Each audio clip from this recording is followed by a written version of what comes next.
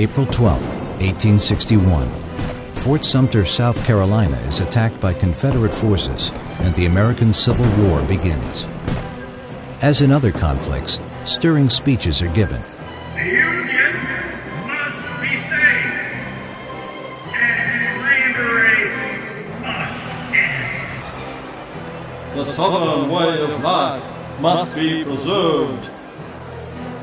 Our economy must not be destroyed. Young men rally to the cause in the Confederate South and the Union North. Soon, however, the realities of mid-19th century warfare set in. For technology increases the ability to destroy the enemy. Balloons are used to pinpoint an adversary's position.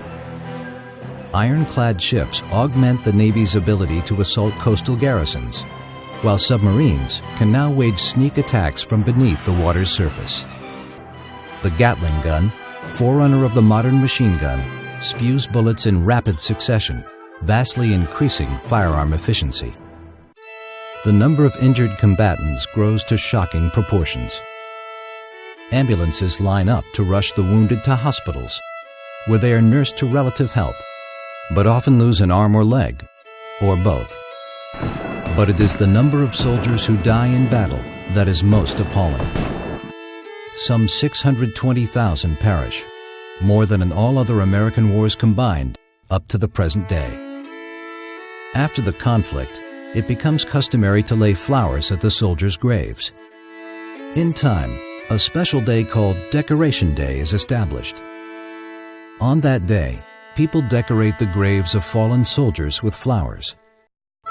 Many towns claim to have held the first Decoration Day event, but most of them probably held the holiday at about the same time, including a memorial service in 1865 organized by African American soldiers at a prison camp in Charleston, South Carolina. Nevertheless, Waterloo, New York is generally given credit for holding the first Decoration Day ceremonies in 1866. Decoration Day was renamed Memorial Day in 1882. And Congress, in the National Holiday Act of 1971, made it an official federal holiday. By that time, President Lyndon Johnson had already proclaimed Waterloo as the official location of the first Memorial Day. And so, this normally quiet community in upstate New York calls itself the birthplace of Memorial Day. Every year, the village holds a large number of events over the holiday weekend. During the three-day observance, many visitors tour the National Memorial Day Museum. There, sightseers find a large number of paintings, displays, artifacts, clothing, and rooms as they would have appeared in the 1860s. A dining room and a living room have mid-19th century furniture, including a bookcase and a desk with writing instruments. Civil War documents, as well as books and pictures, are also on display at the museum. During the Memorial Day weekend, on the museum's front porch, actors portray famous Civil War personalities. One is Clara Barton, a nurse who saved many lives on the battlefield. And of course, President Abraham Lincoln makes an appearance. Not far away, next to downtown Waterloo, a large number of booths are set up in a park during the celebration. There, people browse and shop for craft and art objects, and for refreshments such as ice cream and other snacks. About a block south of the park, locks are found on the Seneca River, which runs through Waterloo. On nearby Oak Island, located in the river, a Civil War living museum is set up each Memorial Day weekend. There, visitors may find women in mid-19th century clothing. They can see a large number of demonstrations also, and hear explanations. For example, a surgeon explains how he operated in the field with 19th century surgical tools, bandages, and various kinds of medicine. One exhibition visitors find particularly interesting demonstrates how Civil War cannons were prepared for firing. The semaphore demonstration is popular among many younger visitors. Semaphore is a system of waving flags to send signals, and was used extensively during the Civil War. Visitors also enjoyed looking at and touching antique objects, such as a Civil War canteen. Guests see how Confederate soldiers prepared for battle and listen to 19th century American folk songs. Sunshine in thy face was seen, kissing lips of rose.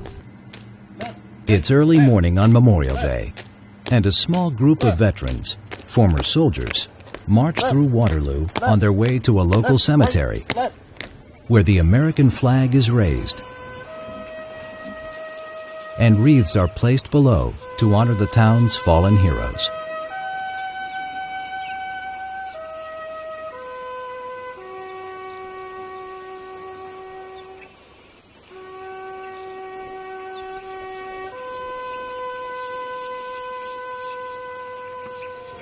Later in the day, the town holds its traditional Memorial Day parade. Local politicians make an appearance, as does the Waterloo High School Band. Men in Union Army uniforms march along with the village's firefighters and police officers. Of course, Memorial Day parades are held elsewhere in the country, in small towns and big cities.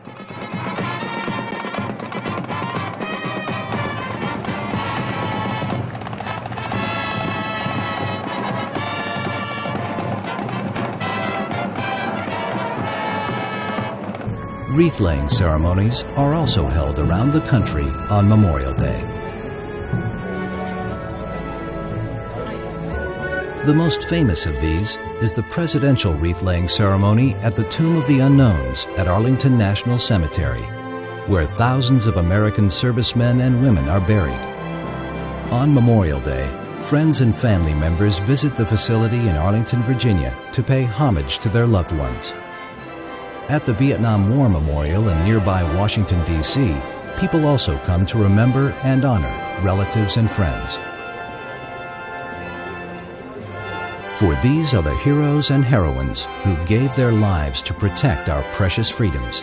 Among them, the freedoms of speech and worship, the freedoms to write whatever we want, and to select our government officials in honest elections, to have a trial by jury, and to gather in groups of our own choosing. Besides visiting memorials, another holiday tradition is undertaken by the Veterans of Foreign Wars, or VFW, an organization whose members hand out artificial poppies in late May and early June each year to raise money for disabled veterans. Veterans, and you can wear that and it'll make a statement to everybody that sees you. The poppies are a reminder of a famous poem, In Flanders Fields, which was written to honor the fallen soldiers of World War I. Says a lot. Okay, thank you. Some communities have their own Memorial Day traditions. In Northbrook, Illinois, more than 1,000 flags are placed on the village green to commemorate the fallen heroes who had once lived in the town. Other towns honor heroic veterans on the holiday. In short, then, Memorial Day is a holiday with a long history. It began as Decoration Day shortly after the Civil War to honor those who had lost their lives in that terrible conflict. In time, the holiday became Memorial Day, and tribute was paid to the fallen heroes and heroines who served in all our country's wars. We pay tribute with wreath-laying ceremonies, parades, speeches, songs, fundraising events for veterans, and more. For these were the heroes and heroines who made it possible for us to live as a proud people, strong and free.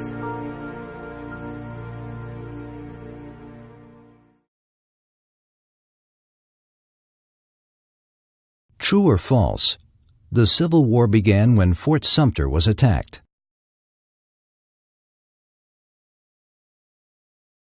A freedom Americans enjoy is freedom of A. Speech, B. Meals, C.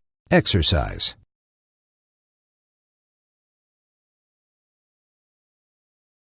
Memorial Day began in the century.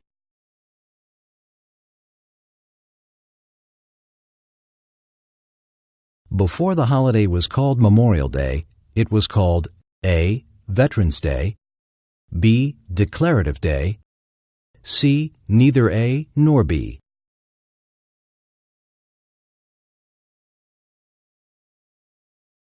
True or false? The National Memorial Day Museum is found in Washington, D.C.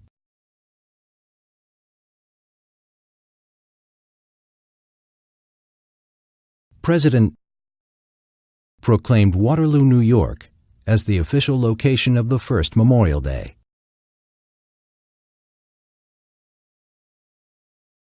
The river that flows through Waterloo, New York is the A. Missouri, B. Seneca, C. Potomac. What is semaphore?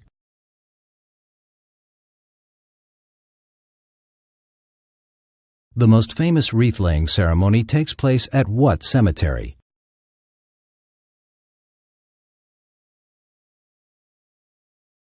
True or false? The VFW sells daisies to pay for veterans' health care.